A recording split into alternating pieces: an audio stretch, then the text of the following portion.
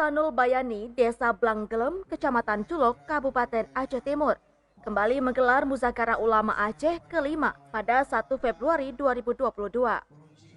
Acara yang juga sekaligus hari ulang tahun ke-10 dan Maulid Nabi Muhammad SAW ini dibuka langsung oleh Tengku Muhammad Yunus yang juga Ketua Komisi 1 DPRA.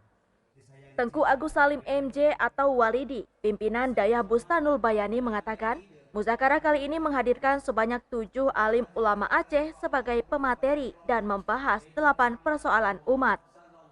Alhamdulillah acara Muzakarah Ulama Aceh yang ke-5 berjalan dengan lancar dan juga turut hadir 7 orang abu sebagai pemateri dan akan dibahaskan 8 poin. Semoga kesimpulan bisa bermanfaat bagi masyarakat semua. Dan dalam acara tersebut dibuka oleh anggota DPRA Aceh sebagai Ketua Komisi 1 Tengku M. Yunus SH. Sementara itu, Tengku Muhammad Yunus yang juga Ketua Komisi 1 DPRA mengharapkan kepada pemerintah daerah dan provinsi agar mendukung penuh setiap dayah yang akan menggelar muzakarah. Menurutnya, dengan adanya muzakarah, setiap persoalan yang ada di masyarakat dapat diselesaikan oleh alim ulama Aceh.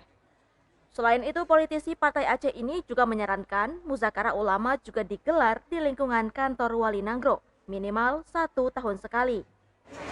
Malah kita berharap sebenarnya saya secara pribadi ketika rapat-rapat di Banda Aceh sering menyarankan bila perlu itu kan di Wali Nanggro sekali di Wali Nanggro itu sendiri harus sebenarnya harus ada melakukan muzakarah ulama minimal dalam 1 tahun sekali di Wali Nanggro, di kantor Wali Nanggro itu sangat kita berharap, apalagi di daerah-daerah.